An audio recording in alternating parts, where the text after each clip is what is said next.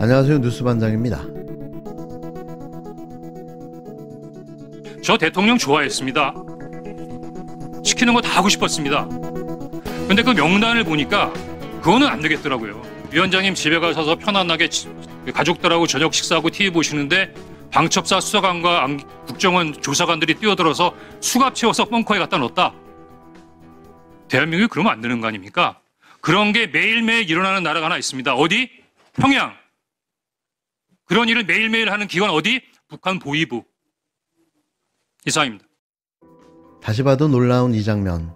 진짜 애국보수의 모습이 어떤 모습이어야 하는지를 극명하게 보여준 소름 돋는 장면이었는데요. 그나마 이런 분들이 자기 자리에서 이 나라를 지키기 위해 노력했기에 국가전복을 꿈꾸는 친위 쿠데타를 막아낼 수 있지 않았을까 생각해 봅니다. 물론 우리 국민이 이번 내란을 막았고 그건 부정할 수 없는 사실인데요. 각자가 자기 자리에서 자신이 할 수 있는 최선의 모든 일을 했다는 이야기입니다. 그래서 전 우리가 너무 자랑스럽고 대견한데요. 이게 우리 국민의 저력이 아닐까 싶습니다. 마침내 내란 속의 윤석열이 26일 구속 기소됐습니다.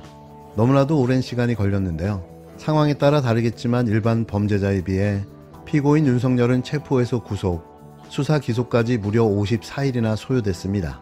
그건 그가 헌법을 부정하고 자신이 저지른 범죄를 통치행위라고 미화하며 자신을 초법적 존재로 주장하고 나선 탓인데요. 그의 논리는 또 한 명의 내란 숙의 전두환과 꼭 닮아 있었습니다.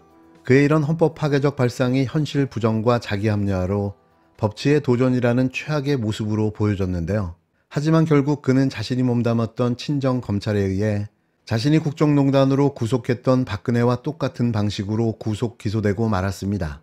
재미있는 건 이제 막 피고인이 된 윤석열이 맞게 될 첫 번째 설날에는 특식도, 특별 영화 상영도 없다는 사실인데요. 그건 그가 법무부의 교정민생 인권 예산을 줄였기 때문입니다. 자신이 줄인 교정시설에 대한 인권 예산 탓에 그는 설날에 특식을 못 먹게 된 대통령이 된 거죠. 역시나 최초로 말입니다.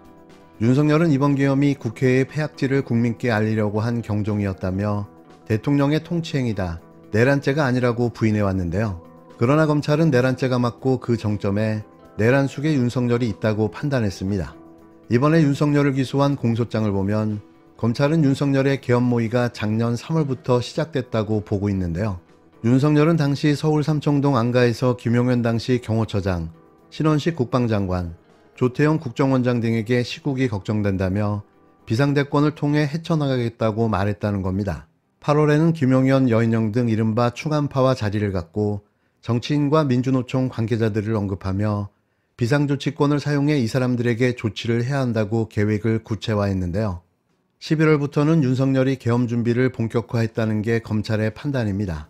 김용현 전 장관은 11월 30일 계엄령을 발령해 국회를 확보하고 선관위의 전산자료를 확보해야 한다고 언급했는데요. 계엄 이틀 전인 12월 1일엔 윤석열이 김 전 장관에게 계엄 선포문, 대국민 담화, 포고령 초안을 보고받았고 계엄 하루 전에 이를 승인했습니다. 윤석열은 모두 김 전 장관이 작성했다는 입장이지만 최종 승인권자로서 책임을 피하기는 힘들 것으로 보여지는데요. 지금 보여지고 있는 김용현 몰아주기, 일명 김용현이 내가 다 저질렀다는 주장은 윤석열이 다시 대통령으로 복귀하게 될 거라는 희망회로가 돌아가고 있는 탓입니다. 이렇게 해서 탄핵이 기각되면 자신은 사면받을 수 있을 거라는 황당한 믿음 탓인데요. 또 이걸 믿고 있는 거죠. 지금 보여지고 있는 김용현 전 장관의 모습은 어떻게 이런 자가 대한민국 경호처장과 국방부 장관까지 할 수 있었나 싶은데요. 너무나도 모자라고 부족해 보여 지적 수준까지 의심되는 상황인 거죠. 아마도 이래서 김 전 장관에게 독박을 씌우려 한 게 아닌가 싶은데요. 하지만 이도 손발이 잘 맞지 않아 제대로 될지도 의문입니다. 국가 비상 상황, 위기 상황이 국회 독재에 의해서 초래됐으니 여기 포고령, 이거는 좀 추상적이기는 하지만 이론이 이런 것들이 추상적이기는 하지만 그런 어떤 상징적이라는 측면에서 집행 가능성은 없지만 이게 상해법규에도 위배되고 내용이 구체적이질 않아서 집행 가능성도 없는 거지만 뭐 그냥 놔둡시다 라고 말씀을 드리고 그냥 놔뒀는데 뭐 기억이 혹시 나십니까? 예. 어쨌든 이거는 실현 가능성, 집행 가능성이 없는데 상징성이 있으니까 놔둡시다 이렇게 얘기를 한 거로 기억이 되고 예. 또 그 왜 전공이 네. 이걸 제가 왜 집어넣냐 웃으면서 이렇게 얘기를 하니 이것도 막 그런 측면에서 좀 어떤 계고한다는 측면에서 그냥 뒀습니다 해서 저도 그렇습니다. 웃으면서 그냥 놔뒀는데 예. 그 상황은 기억하고 예, 계십니까? 기억합니다. 지금 말씀하시니까 기억납니다.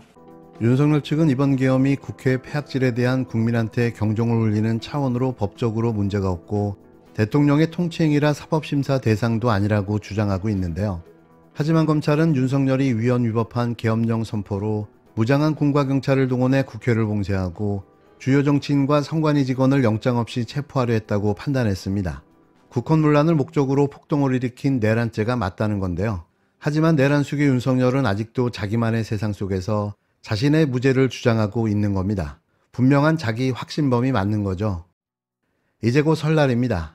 이번 설에는 마음 편하게 아무것도 하지 말고 푹 쉬셨으면 하는데요.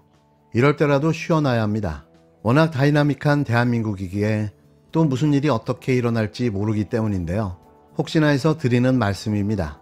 부디 이번 설은 모처럼 가족들과 함께 행복하고 즐거운 시간을 보내시기 바랍니다. 새해 복 많이 받으십시오. 지금 수방사령관 이진우도 피청구인 대통령이 직접 그날 자정경에 전화를 해서 국회 상황 어떤지 물어보고 빨리 본회의장으로 가서 4명이 한 명씩 들쳐있고 나오라고 해라. 국회의원이 190명 들었다는데 실제로 들어왔다는지 확인이 안 되는 거고 뭐 해제됐다 하더라도 2번, 3번 계엄령 선포하면 되니까 계속 진행해라. 이렇게 진술을 했어요, 이진우가. 증인은 이 진술이 사실이 아닐 거라고 생각하시는 거죠? 예, 저는 이해할 수 없습니다. 그런데 왜냐하면 피청구인이 이런 지시를 안 했는데 증인의 부하들이 군통수권자인 대통령의 지시를 두고 거짓말을 할 이유가 뭘까요? 글쎄, 그거는 저도 이해가지 않습니다. 아까 추신문에서 의원들을 끌어내라고 한 것이 아니라 국회 안에 들어가 있던 요원들을 빼내라고 한 것이다. 이런 취지의 답변을 하셨죠. 네. 이 본회의 의사당 안에는 들어가 있던 요원들이 있었습니까? 없었습니다. 없었죠. 그리고 의원들이 아니고 요원들일 것 같으면 이 군인들이라는 얘기잖아요. 그렇습니다. 그러면 그 철수하라고 그냥 말로 지시하면 되지 뭘 끌어냅니까? 그게 아니고요.